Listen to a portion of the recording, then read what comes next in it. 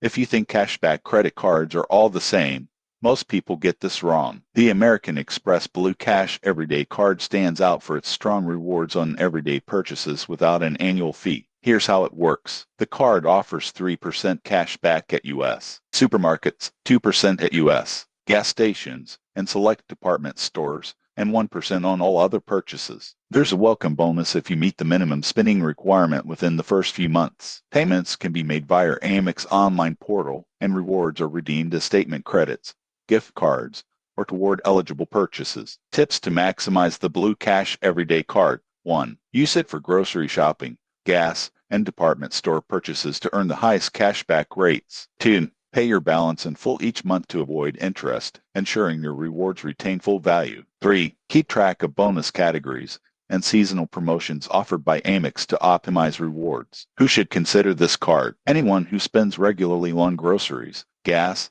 or department store shopping, and wants a straightforward cashback card without the burden of an annual fee. In conclusion, the American Express Blue Cash Everyday Card offers strong rewards for everyday spending while remaining easy to manage. If this review helped you, subscribe for more credit card breakdowns and tips. Spend smart, earn cash back, and make your daily purchases work for you.